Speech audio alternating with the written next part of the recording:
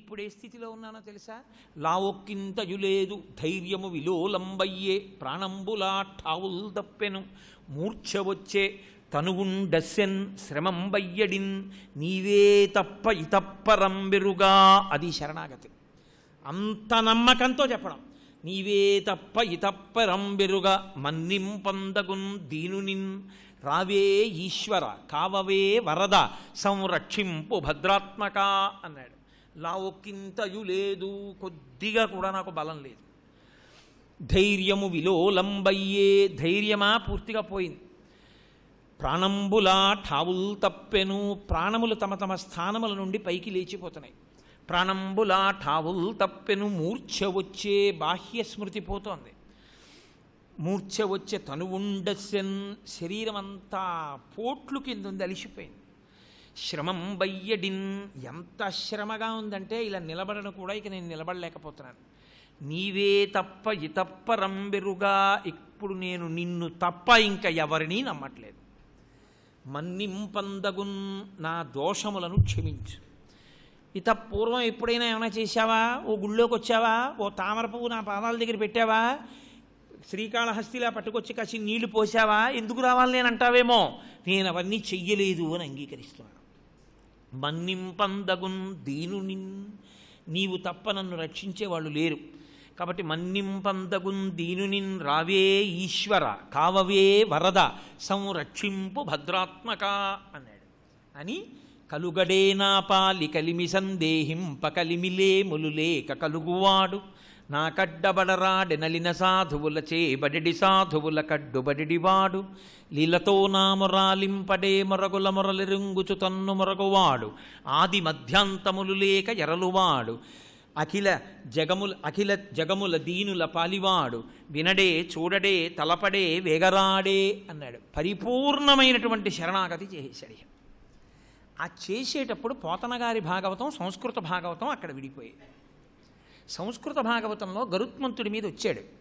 ఇక్కడ పోతనగారి భాగవతంలో ఈ పద్యం పడింది. కలుగడే నా పాలి కలిమి సందేహింప కలిమిలే ములులేక కలుగువాడు. పోతనగారి భాగవతంలో ఏరుగంది కలిమి లేమి చూసేవాడు కాడు ఈశ్వరుడు. డబ్బుందా డబ్బు లేదా చూడడు.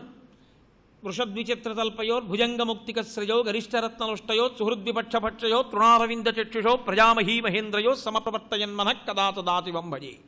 అందరియందు సముడై ఉంటాడు. కాబట్టి కలిమిలే మొలులేక కలుగువాడు నా కడ్డబడరాడెనలిన సాధువులచే బడిడి సాధువుల కడ్డుపడివాడు.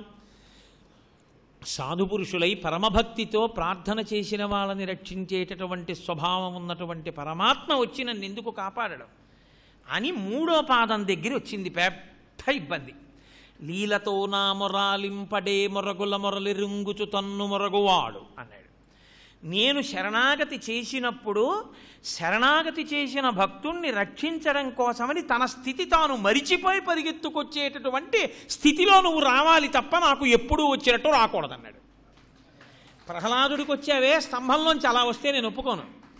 నేను ఇంత నమ్మకంతో శరణాగతి చేశాను, నేను ఇంత కష్టంలో శరణాగతి చేస్తున్నాను కాబట్టి నిన్ను నువ్వు మరిచిపోయి రావాలి. కాబట్టి లీలతో నా మొరాలింపడే మొరగుల మొరలిరుంగుచు తన్ను మొరగువాడు అని అఖిల రూపముల్ తన రూపమైనవాడు ఆది మధ్యాంతములు లేక ఎరలువాడు భక్త జనముల దీనుల పాలివాడు వినడే చూడడే తలపడే వేగరాడే. వినడా చూడడా నన్ను స్మరించడా గబగబా పరిగెత్తు రాడా అన్నాడంతే. అని నిలబడిపోయాడు. ఇక ఏ ప్రయత్నం లేదు. చచ్చిపోతే చచ్చిపోతాను, ఈశ్వరుడు వచ్చి తీరుతాడు నన్ను రక్షిస్తాడన్నాడు. అక్కడ వరకు ఆంధ్రీకరించారు పోతనగారు. ఆంధ్రీకరించి ఇప్పుడు ఈ లీలతో నా మొరాలింపడే మొరగుల మొరలిరుంగుచు తన్ను మొరగువాడు అన్నానే, వీడు ఎక్కడుంటాడు, ఎక్కడున్నవాడికి ఇది వినపడుతుంది, వినపడితే వాడు ఎలా రావాలి? చాలాసేపు ఆలోచించారు, పడలేదు పద్యం. భాగవతం అక్కడ పెట్టేసి కూతురికి చెప్పి అమ్మ ఏటికి వెళ్ళి సంధ్యావందనం చేసుకొస్తానమ్మా అని భాగవతం పుస్తకం అక్కడ పెట్టి వెళ్ళిపోయారు. రామచంద్ర ప్రభు పోతనగారి రూపంలో వచ్చి ఆంధ్రీకరించారు. పోతనగారు అట్నుంచి తిరిగి వచ్చారు. తిరిగి వచ్చి మళ్ళీ కూర్చున్నారు. నాన్న ఎంత బాగా రాశావో నాన్న పద్యాలు అంది పిల్ల. నేను ఆంధ్రీకరించడం ఏమిటమ్మా, నేనెక్కడ రాశానమ్మా అన్నారు. నాన్న నువ్వే కదా రాశావు, చూడు అని తీసి చూపించింది. ఆయన ఆ పద్యాలు చూసుకుని మురిసిపోయి రామచంద్ర ప్రభువుకి నమస్కరించారు. సాక్షాత్ రామచంద్రమూర్తి రచన చేశారు ఆ పద్యాల్ని. అల వైకుంఠపురంబులో నగరిలో ఆమూల సౌధంబుదాపల మందార వనాంతరామృతధర ప్రాతేందు కాంతోపలోత్పల పర్యంక రమా వినోదియగువాపన్న ప్రసన్నుండు విహ్వల నాగేంద్రము పాహీ పాహీయన కుయ్యాళించి సంరంభియై సిరికింజప్పడు శంఖచక్రయుగముంచేదోజి సంధింపడే పరివారంబును జీరడు అభ్రగపతిన్ మన్నింపడాకర్ణికాంత రథం మిల్లము చక్కనొత్తడు వివాద ప్రోద్ధిత శ్రీ కుచోపరి చేలాంచలమైన వీడడు గజప్రాణ అవనోత్సా తన వెంటన్ సిరిలచ్చి వెంట నవరోధవ్రాతముందాని వెనక పక్షీంద్రుడను ధన కౌమోదికి శంఖచక్ర నికాయంబును నారదుండు ధజనీకాంతుడు తావొచ్చి రొయ్యన వైకుంఠపురంబునన్ కలుగువార అబాల గోపాలమున్. మరిచిపోయి రావాలన్నాడు కదా, ఎక్కడ వాడికి వినబడిందయా ఈ ఆర్తితో చేసినటువంటి శరణాగతి అన్నారు. అల వైకుంఠపురంబులో నగరిలో ఆమూల సౌధంబుదాపల మందార వనాంతరామృతధర ప్రాతేందు కాంతోపలోత్పల పర్యంకరమా వినోదియగు ఆపన్న ప్రసన్నుండు. ఎంత పెద్ద సమాసం పడిందో! సాక్షాత్ రామచంద్ర ప్రభువు చెప్పిన పద్యం. ఎక్కడో అల వైకుంఠపురంబులో, ఆ వైకుంఠంలో అక్కడ ఉన్నటువంటి అంతఃపురాలు ఉన్నటువంటి రాచనగరులో బ్రహ్మాండమైనటువంటి ఆ అంతఃపురం పక్కన ఉన్నటువంటి అమృత సరోవరం పక్కన మణులతో తయారు చేయబడినటువంటి చంద్రకాంత శిలలతో ఉన్నటువంటి వేదిక మీద లక్ష్మీదేవి కొంగు పట్టుకుని ఆడుకుంటున్నటువంటి శ్రీ మహావిష్ణువు చెవికి ఆ శరణాగతి వినపడింది. అంతే. లీలతో నామురాలింపడే మొరగుల మొరలిరుంగుచు తన్ను మొరగువాడు మరిచిపోయి రావాలన్నాడుగా, అంతే. ఆ భార్య పమిట ఇలా పట్టుకున్నవాడు పట్టుకున్నట్టే పరుగు పరుగును వెళ్ళిపోయాడు. ఆ వెళ్ళిపోవడంలో సిరికింజప్పడు శంఖచక్రయుగమున్ చేదోజి సంధింపడే పరివారంబును జీరడభ్రగవతిన్మన్నింపడాకర్ణికాంతరథం మిల్లము చక్కనొత్తడు వివాద ప్రోద్ధిత శ్రీ కుచోపరి చేలాంచలమైన వీడడు గజప్రాణ అవనోత్సాహి అయి ఆ పమిట పట్టుకుని గబగబగా వెళ్ళిపోతున్నాడు. అయ్యయ్యో ఎక్కడ జారిపోతుందో అని మా తల్లి ఇలా పమిట పట్టుకుని ఆవిడ కూడా ఆయన వెనకాతల గబగబా వెళ్ళిపోతోంది. సిరికింజప్పడు లక్ష్మీదేవికి చెప్పలేదు. శంఖచక్రయుగమున్ చేదోజి సంధింపడు, శంఖచక్రాలు గబగబా వచ్చి స్వామి వెడుతున్నారు ఏమైనా పనుందేమోనని దగ్గరికి వస్తే వాటిని పట్టుకోలేదు. చేదోజి సంధింపడు ఏ పరివారంబును జీరడు, ఎవ్వరిని రమ్మనలేదు. అభ్రకపతిన్ మన్నింపడు, ఆ గరుత్మంతుడు వస్తే పక్కకి వెళ్ళిపోమన్నాడు, ఆయన మీదకి ఎక్కలేదు. అభ్రకపతిన్ మన్నింపడాకర్ణికాంతరథం మిల్లము చక్కనొత్తడు, జుత్తు ముడి విడిపోయి ఇలా చెవులు మించి జుత్తు పడిపోయింది, దాన్ని ఇలా తీసుకుని ఇలా వెనక్కి వేసుకోలేదు. ఆకర్ణికాంతరథం మిల్లము చక్కనొత్తడు వివాద ప్రోద్ధిత శ్రీకుచోపరి చేలాంచలమైన వీడడు. ఇదేమిటండి పైట పట్టుకుని వెళ్ళిపోతున్నారు, పడిపోతాను మీ కాళ్ళల్లో కాళ్ళు పడిపోయి పమిట జారిపోతుంది, పమిట వదిలేయండి అంటున్నటువంటి లక్ష్మీదేవి యొక్క మాటలు వినడం. వివాద ప్రోద్ధిత శ్రీ కుచోపరి చేలాంచలమైన వీడడు గజప్రాణావనోత్సాహి అయి ఆ ఏనుగు ప్రాణాలు రక్షించాలని గబగబగబగబా వెళ్ళిపోతున్నాడు. అలా వెళ్ళిపోతుంటే మహానుభావుడు ఆయన నడిచి వెళ్ళిపోతున్నప్పుడు ఆయన వెనకాతల ఆ వైకుంఠంలో ఉండేటటువంటి పరివారం అంతా తన వెంటన్ సిరి లచ్చి వెంట నవరోధవ్రాతమున్, ఆ వెనకాతల లక్ష్మీదేవి వెనకాల అంతఃపుర పరివారం, లచ్చి వెంట నవరోధవ్రాతమున్, దాని వెనక పక్షీంద్రుడు గరుత్మంతుడు, పక్షీంద్రుడు ఆ వెనక నారదుడు, ఆ వెనక విశ్వక్సేనుడు, ఆ మిగిలినటువంటి పరివారం శంఖచక్రాలు అన్నీ వెళ్ళిపోతున్నాయి. మొత్తం వైకుంఠంలో ఉన్నటువంటి రాచనగరు స్త్రీలతో సహా అందరూ ఆకాశ మార్గంలో అలా వెళ్ళిపోతున్నారు. ఆ గబగబా వెళ్ళడంలో ఆవిడ పవిట కొంగు పట్టుకుని వెళ్ళిపోతుంటే ఆ నడవడంలో ఆయన కాళ్ళల్లో కాళ్ళు పడిపోతున్నాయి. కొంచెం ముందుకెళ్ళి అడుగుదాం అనుకుంటుంది, అక్కడ దాకా పెడుతుంది, గంభీరంగా ముఖం పెట్టి వెళ్ళిపోతున్న స్వామిని పలకరించకూడదు అనుకుంటుంది, మళ్ళీ వెనక్కి వచ్చేస్తుంది. వీళ్ళేమో అమ్మ అడుగమ్మా అంటారు, అడగలేదు, కనుక్కోలేదు, ఓ పక్క పోన ఆగుదామంటే ఆగడానికి లేదు, పవిట పట్టుకుని వెళ్ళిపోతున్నాడు. ఇంత కంగారులో వెళ్ళిపోతుండడం ఒక ఎత్తు అయితే, ఆ రోజున నా తల్లి లక్ష్మీదేవి పొందిన బాధ ఒక ఎత్తు. నిటలాలకములంట నివురు జుంజుమ్మని ముఖర సరోజము నిండ ముసురుదేంట్లు నలులనోపగజిల్క అలలల్ల చేరిన యోష్టబింబజ్జుతలు నుడియనురుకు శుకములలోల చెక్షుర్మీనములకు మందాకినీ పాఠీన లోకమిగుచు మీలపంక్తులతో లమీతీగతో వ్రాయ శంపాలతలు మింట సరణికట్టు శంపలను గెలువ చక్రవాకంబులు కుచియుగంబును సోకి కొవ్వు చూపు మెలతు మొగులు పిరెది మెరుగుతీవయుపోలె జలదువర్ను వెనుక జనిడినప్పుడు అంటారు పోతన గారు. నిటలాలకములంట నివురు జుంజుమ్మని ముఖ సరోజము నిండ ముసురుదేంట్లు. ఆ తల్లి శ్రీమన్నారాయణుడితో వెళ్ళిపోతుంటే ఆవిడ ముఖాన్ని చూసి, ఒరే పెద్ద పద్మం వెళ్ళిపోతోందిరా, రండి రండి మనం తేనె తాగుదామని తుమ్మిదలన్నీ వచ్చి ఆవిడ మిరవాలేటి. అయ్యో అయ్యో ఇది పద్మం కాదే, నేను లక్ష్మీదేవిని, నా ముఖం వెళ్ళిపోండే అని చెప్పి ఒక పక్క చేత్తో ఇలా పమిట పట్టుకుని ఒక చేత్తో ఆవిడ తుమ్మిదల్ని తోలుకుందిట. కొంచెం ఇలా ముందుకెళ్ళిందిట. వెళ్ళేటప్పటికే ఆ స్వర్గలోకంలో తిరిగేటటువంటి చిలుకలు భారతీదేవి ముంజేతి పలుక తిలుక సదయ గజయాన తద్బ్రహ్మచారి మాకు సరస్వతీదేవి చేతి మీద చిలుక ఇవన్నీ చూసి, అబ్బా ఎంత మంచి దొండపండో కొరుకుదాని రండని అమ్మవారి యొక్క అధరం కింది పెదివిని కొరకడానికి వచ్చి కొరుకుతున్నాయిట. అయ్యో అయ్యో నేను లక్ష్మీదేవిని, నా పెదిమి ఇది కొరక్కండి అని చెప్పి ఆవిడ చిలుకల్ని తోలిందిట. ఇంకొంచెం ముందుకెళ్ళిందిట. వెళ్ళేటప్పటికి వక్తరలక్ష్మీ పరివాహ చలన్మీనాభలోచన, ఆవిడ కళ్ళు చాప పిల్లల్లా ఉంటాయి. ఎంత చక్కటి చేప పిల్లలో చిన్ని చిన్ని చేప పిల్లలు వీటిని మింగేద్దాని రండని ఆకాశగంగలో ఉన్న పెద్ద పెద్ద చేపలు వచ్చి ఆవిడ కళ్ళని పట్టుకోబోయేట. అయ్యో అయ్యో నేను లక్ష్మీదేవినే, నా కళ్ళివి పక్కకు పోండని చేపల్ని తోలిందిట. ఇంకొంచెం ముందుకెళ్ళిందిట. నల్లటి మబ్బు మెరుపుతో కలిసి వెళ్ళిపోతోంది. ఇంద్రుడు వర్షం కురవమన్నాళ్ళ ఉంది, మనము వెళ్ళాలని మబ్బులు మెరుపులు వచ్చేసేట.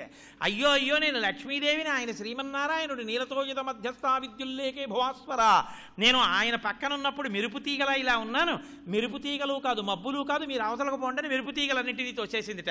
ఇంత కష్టపడి ఇన్నింటిని తోల్తూ ఓ పక్క పమిట పట్టుకుంటూ తాటంకాచలనమ్ముతో భుజనట ధమ్మిల్ల బంధమ్ముతో షాటీముక్త కుచంబుతో ఎంత ఇబ్బంది పడింది. నధుడ చించత్కాంచితో శీర్ణలలాటలేపనముతో మనోహర కరాలగ్నోత్తరీయంబుతో కోటీందు ప్రభతో అని ఆ తల్లి ఆ రోజున వెళుతున్నప్పుడు ఎంత బాధపడిందంటేట, ఆవిడ ఆ తాటంకాచలనమ్ముతో చెవులకు పెట్టుకున్నటువంటి తాటంకములేమో గబగబా నడవడంలో ఇలా ఇలా ఊగిపోతున్నాయిట. తాటంకాచలనమ్ముతో భుజనట ధమ్మిల్ల బంధమ్ముతో, మామూలుగా నడిస్తే ఏదో భుజాలు ఇలా ఉంటాయి, ఆ పవిట కొంగు పట్టుకోవడంలో ఆవిడ ఇలా భుజాలు ఎత్తి పట్టుకుని నడుస్తూ ఉండడంలో ఈ భుజాలు పైకి లేచి ఇలా ఇలా ఆడడంలో పెద్ద కబరీబంధం ఉంటుందేమో, ఇది వెళ్ళి ఆ కొప్పుకి తిగిలి ఆ కొప్పు వదులైపోయి ఆ జుత్తు ముడి ఊడిపోతోంది. నటభుజ ధమ్మిల్ల బంధంబుతో షాటీముక్త కుచంబుతో జారిపోయినటువంటి పవిటతో నధుడ చించత్కాంచితో అస్తవ్యస్తంగా నడవడంలో ఊడిపోయిన వడ్డాణం ఇలా వేలాడుతుంటే నధుడ చించత్కాంచితో షాటీ ఆ తల్లి ఆ శీర్ణలలాటలేపనముతో ఆ కరిగిపోయినటువంటి బొట్టు చెమటకి ఇలా ఎర్రగా కారిపోతుంటే ముక్కు మించి శీర్ణలలాటలేపనముతో, పోనీ అదేదో సరి చేసుకుందామంటే మనోహర కరాలగ్నోత్తరీయంబుతో, ఆవిడ భర్త ఆ పవిట పట్టుకుని వెళ్ళిపోతూ ఉండడంలో ఆ పవిట సర్దుకోవడానికే ఆవిడకున్న సమయం అంతా పట్టేస్తుంటే ఆ తల్లి కోటీందు ప్రభతో, కోటి మంది చంద్రులు ఏకకాలంలో వెడుతున్నారా అన్నంత అందంగా ఆ తల్లి బయలుదేరి నారాయణుడి వెనకాతల లక్ష్మీదేవి వెళ్ళిపోతుందట. వెళ్తుంటే ఈ పరిస్థితిని చూశారు. అమ్మా ఇలా ఎప్పుడు ఎడతాడమ్మా, అసలు స్వామి ఇలా మేము ఎప్పుడు చూడలేదు, ఎక్కడికి వెళ్ళిపోతున్నాడమ్మా ఆయన, అసలు ఇలా వెళ్ళేటటువంటి కారణాలు ఏమేమిటై ఉంటాయి, ఎప్పుడెప్పుడు వెళ్తుంటాడు, ఏదో ఎప్పుడైనా వేదాల్ని ఎవరైనా దొంగిలించి రాక్షసులు తీసుకెళ్ళిపోతుంటే తను వెంచేయుపదంబు పేర్కొనడు అనాథ స్త్రీ జనాలాపముల్ వినెనో మృత్యులు మృత్యురించిరో కలుల్ వేద ప్రపంచంబులన్ ధనుజానీకము దేవతానగరిపై దండెత్తెనో భక్తులంకని చక్రాయుధుడేడి తెల్పుడని ధిక్కారించిరో దుర్జనుల్ అంటున్నారు ఆ వెనకాతలు ఉన్న వాళ్ళందరూ. ఏమమ్మా ఎక్కడికి వెళ్ళిపోతున్నాడు, తను వెంచేయుపదంబు పేర్కొనడు అనాథ స్త్రీ జనాలాపముల్ వినెనో, తను ఎక్కడికి వెళ్తున్నాడో చెప్పకుండా అలా వెళ్ళిపోయాడంటే ఎక్కడో ఎవరో మహాభక్తురాలైనటువంటి స్త్రీ అనాథ నిలబడి గోవిందా అని అడిగితే ఆ రోజు ద్రౌపదీదేవికి వస్త్రాలు ఇవ్వడానికి వెళ్ళిపోయాడు. అలాగాని ఏమైనా జరిగిందా అమ్మా? అనాథ స్త్రీ జనాలాపముల్ వినెనో మృత్యులు మృత్యురించిరొఖలుల్ వేద ప్రపంచంబులన్. రాక్షసులు ఎవరైనా వేదాలను ఎత్తుకుపోయారా? ధనుజానీకము దేవతానగరిపై దండెత్తెనో, రాక్షసులు దేవతానగరం మీదకి దండెత్తారా? లేకపోతే భక్తులైనటువంటి పిల్లల్ని పట్టుకుని ఏడిరా చక్రాయుధుడు విష్ణువు ఎక్కడున్నాడని చెప్పి ఎవరైనా ధిక్కరించారా? ఎందుకమ్మా ఇలా వెళ్ళిపోతున్నాడు? ఆనాడు ప్రహ్లాదుని రక్షించడానికి వెళ్ళినట్టు చెప్పమంటారు వాళ్ళు. ఎవరి పేరు పెట్టి పిలవకపోయినా శ్రీ మహావిష్ణువు ఎందుకు వెళ్ళారు అంటే ఆయన స్థితికారుడు, ఆయన రక్షకుడు. ఇప్పుడు రక్షణ చెయ్యాలి కాబట్టి విష్ణుమూర్తి బయలుదేరారు. అలా వెళ్ళిపోతుంటే మామూలుగా యథాలాపంగా ఏదో తమ పనుల కోసమని ఆకాశంలో తిరుగుతున్న వాళ్ళు, భూమి మీద తిరుగుతున్న వాళ్ళు, బయటికి వెళ్ళిన వాళ్ళు ఏదో మామూలుగా ఇలా ఏదో ఎవడ పని వాడు చేసుకుంటూ ఇలా పైకి చూశారు. చూసేటప్పటికి ఎప్పుడూ కంటికి కనపడనటువంటి స్వామి అలా వెళ్ళిపోతున్నారు ఆకాశంలో. పోతన గారు శాబ్దిక ప్రత్యక్ష ప్రసారం చేశారు. ఒక్కొక్కడు చూసినప్పుడు ఎలా మాట్లాడతారో అలాగే పడింది ఆయనకి ఆ పద్యం.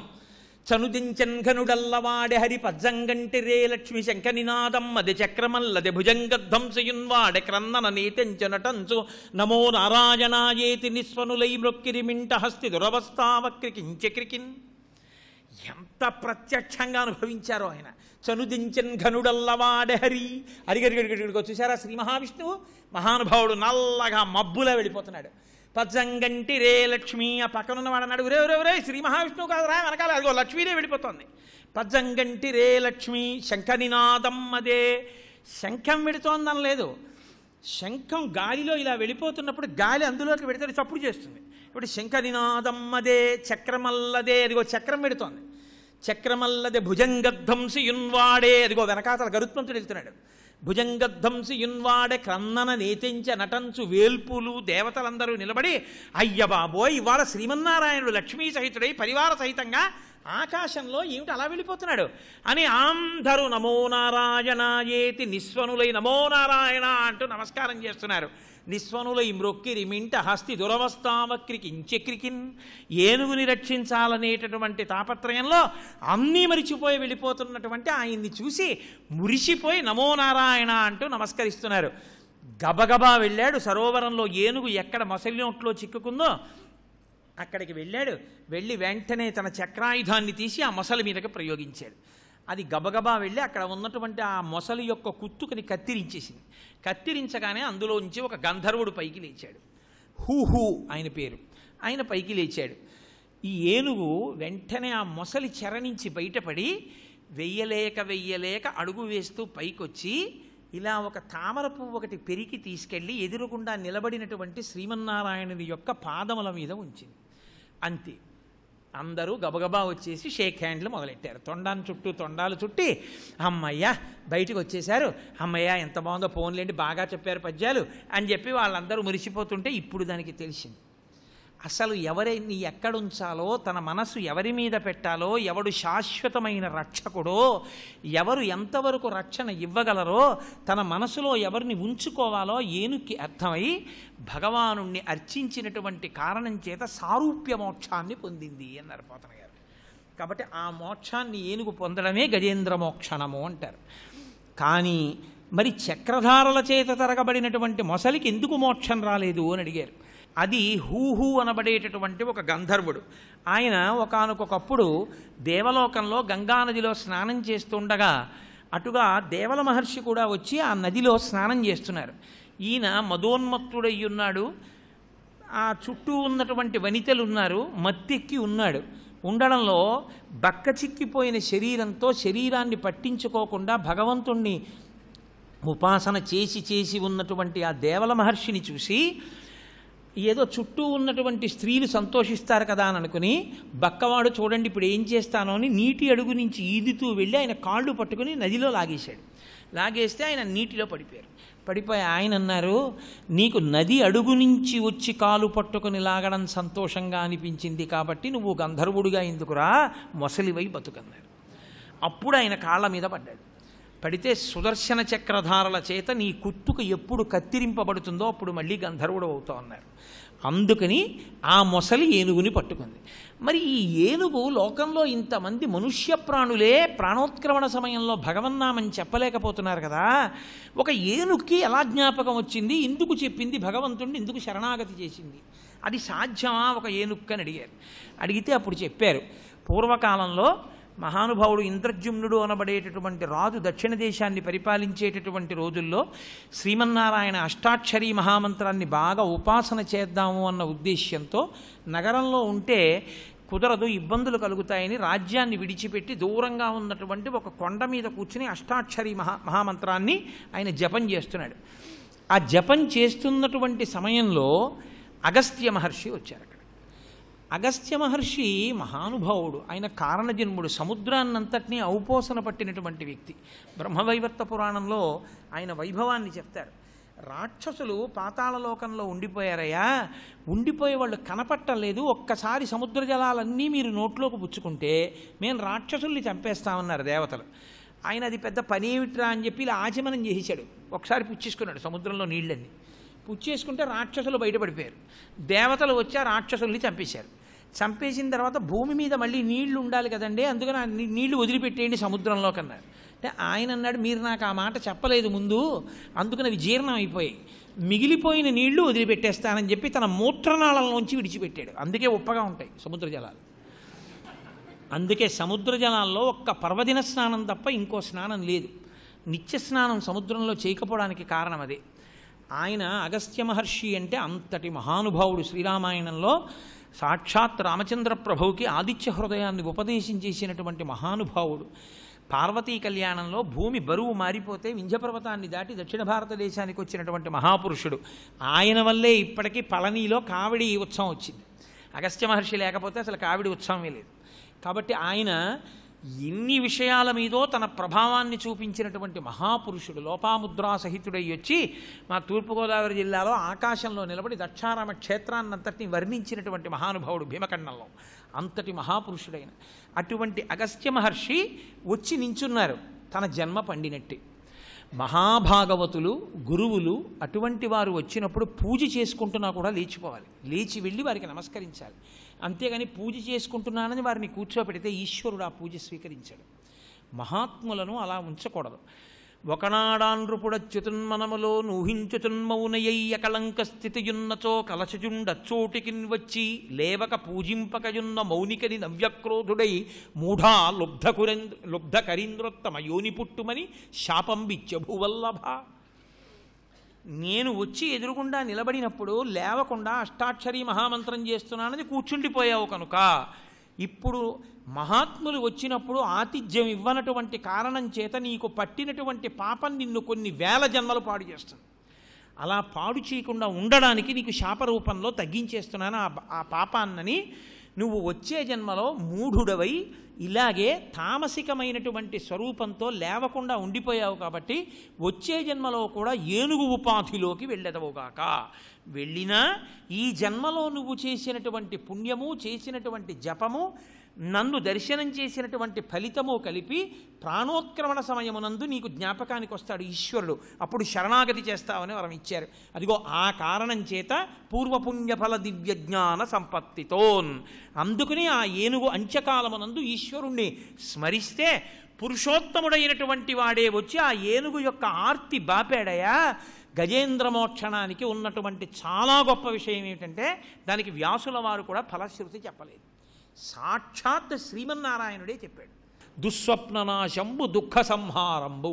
వాళ్ళకి దుస్వప్నములు కలిగినటువంటి ఫలితములు పోతాయి, దుఃఖమంతా కూడా ఉపశమిస్తుంది.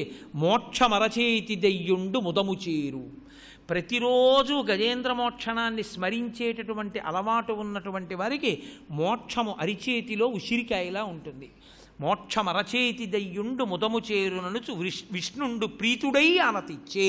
శ్రీ మహావిష్ణువే ఈ కథకి అంత గొప్ప ఫలశ్రుతి చెప్పారు. సర్వం శ్రీ ఉమామహేశ్వర పరబ్రహ్మార్పణమస్తు. స్వస్తి.